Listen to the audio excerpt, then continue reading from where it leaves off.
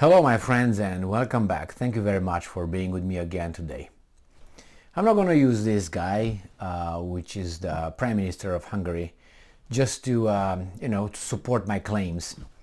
But it helps. It helps. And he came to the same conclusion, and I'm pretty sure there are many other leaders and people, I'm pretty sure you came to the same conclusion, that actually the war here is not between Russia and Ukraine, but it is between United States of America and Russia.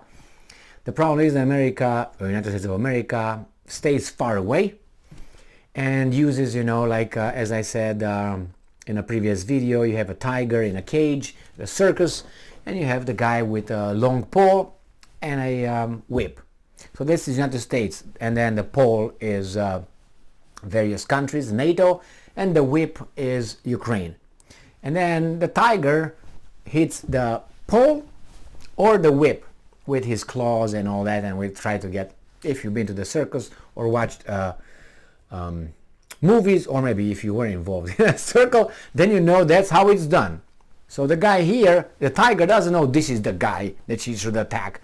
It is the whatever hits him. But we know. Now we have Viktor Orban, the Prime Minister of Hungary, coming and saying, hey, why do you bother talking about Zelensky's not going to negotiate with Russia, with Putin, when he's just actually a nobody. He's just over there, the speaker.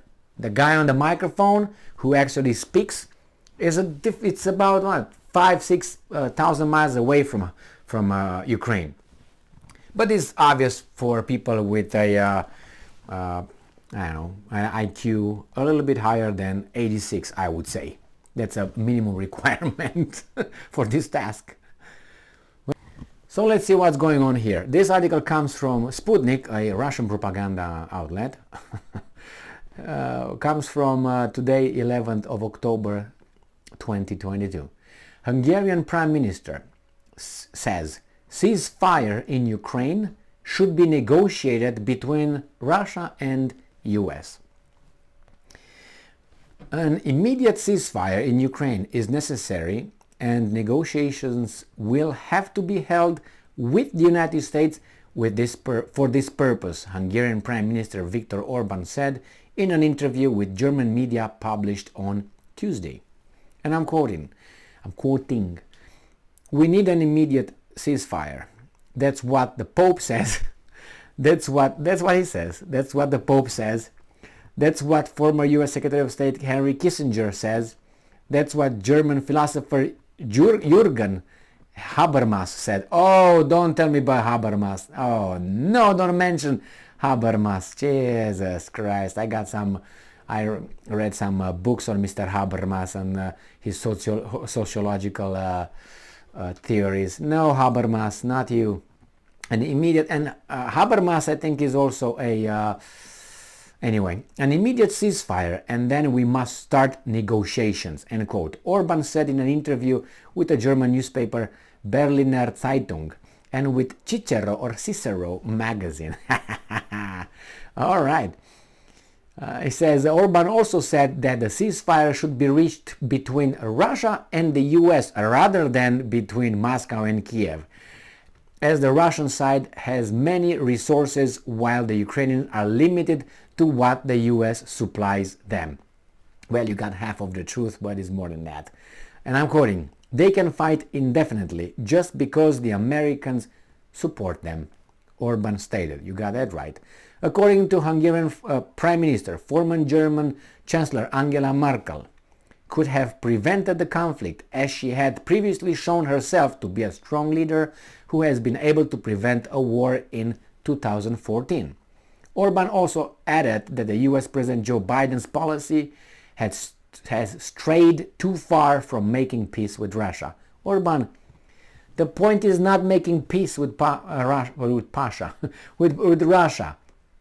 Peace with everybody gone and some moderates, 34-year-old, and I'm not insulting the 34-year-olds here, but I think if you put a 34-year-old, most likely that person is a moderate liberal.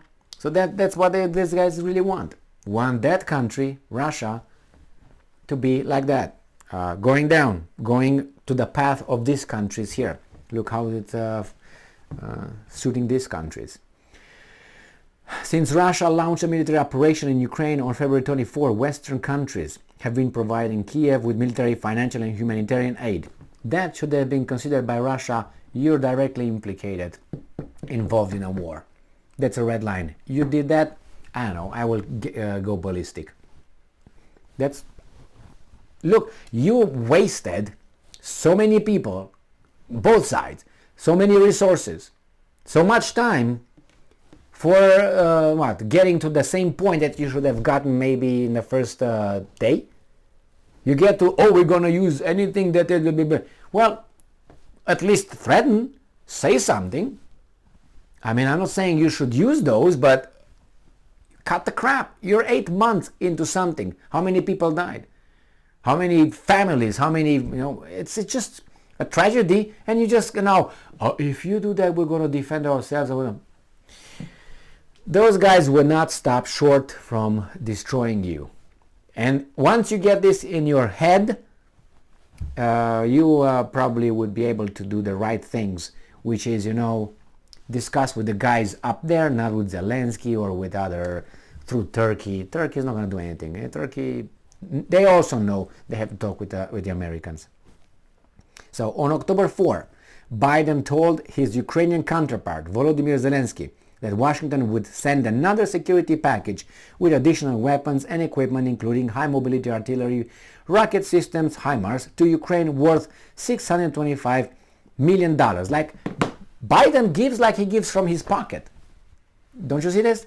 He doesn't behave like a president of a republic that has a democracy as a system of electing their official. Democratic system, yeah? So he behaves like if tomorrow he wants to send 3 billion, he's going to send 3 billion. Who says no? Anybody? No. So you see how this guy behaves? Using our money, our taxes. Remember I just have to remind you that the colonies revolution, right, started because of tax. It was a tea tax, wasn't it? Not, oh my God, we want to be free. Taxes, that's what started. You levied too many taxes on us, and we don't want that.